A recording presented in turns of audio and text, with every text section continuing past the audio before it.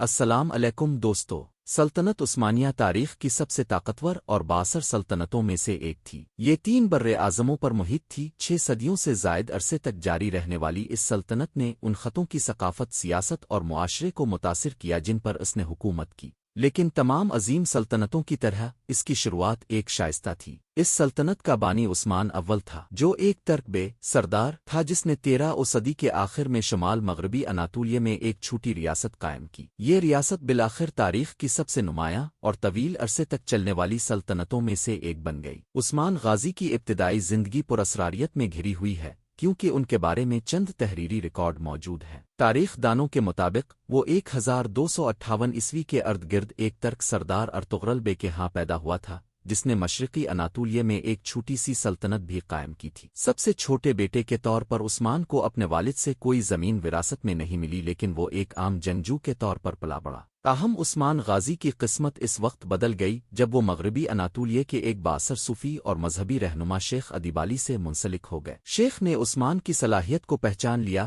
اور اس کی شادی میں اپنی بیٹی رابعہ بالا خاتون کا ہاتھ دے دیا۔ اس اتحاد نے عثمان کی سیاسی حیثیت کو مضبوط کیا۔ اپنے اختیار میں محدود وسائل کے ساتھ عثمان نے پڑوسی قبائل کے ساتھ اسٹریٹجک اتحاد کے ذریعے اور بازنطین علاقوں کے خلاف فوجی فتوحات کے ذریعے اپنے علاقے کو پھیلانا شروع کیا۔ اس کی پہلی بڑی فتح 1284 میں ہوئی جب اس نے بازنطین سلطنت کی حکمرانی سے اہم قلعے والے شہر بلیجک پر قبضہ کر لیا۔ 1326 میں اس کی حکمرانی کے اختتام تک عثمان کی چھوٹی سلطنت ایک اہم ریاست کی شکل اختیار کر چکی تھی، جسے دوسرے علاقائی حکمرانوں نے ایک آزاد وجود کے طور پر تسلیم کیا تھا۔ اس کی اولادہ اس ریاست کو وسعت دیتے رہے۔ بالآخر سلطنت عثمانیہ قائم ہوئی، جو صدیوں تک جنوب مشرقی یورپ، مغربی ایشیا اور شمالی افریقہ کے بیشتر حصوں پر حاوی رہی۔ اپنے بہن بھائیوں میں سب سے چھوٹے بیٹے کے طور پر عثمان سے ابتدائی طور پر یہ توقع نہیں کی تھی کہ وہ قبیلے کے بے سربراہ کے طور پر اپنے والد کی حیثیت کے وارث ہوں گے۔ تاہم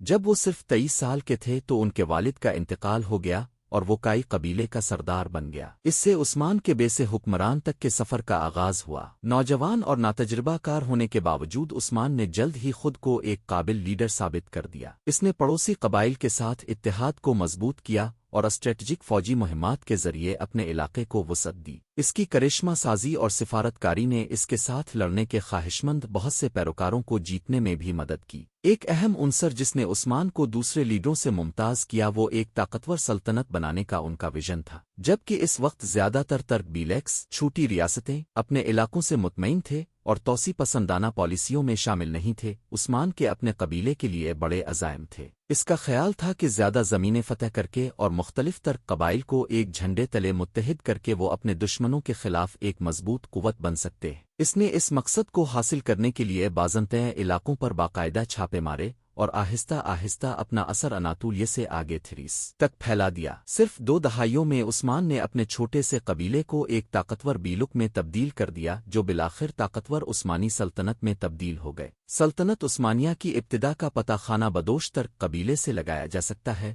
جسے کائی کہا جاتا تھا۔ سلطنت عثمانیہ کے بانی عثمان اول کی زندگی استقامت، عزم اور حکمت عملی کا منہ بولتا ثبوت تھا۔ اناطولیہ میں ایک ترک کے طور پر عاجزانہ آغاز سے وہ تاریخ کے سب سے زیادہ بااثر رہنماؤں میں سے ایک بن گیا۔ سب سے پہلے عثمان غازی کا اپنے ویژن پر اٹل یقین ان کی کامیابی کے لیے اہم تھا۔ بے شمار چیلنجوں اور ناکامیوں کا سامنا کرنے کے باوجود اس نے اپنے مقصد سے کبھی نہیں بھولے، ایک ایسی سلطنت قائم کرنا جو وقت کی کسوٹی پر کھڑی ہو۔ یہ غیر متزلزل عزم ہمیں سکھاتا ہے کہ اپنے خوابوں سے کبھی دستبردار نہ ہوں، چاہے وہ کتنے ہی مشکل کیوں نہ ہوں۔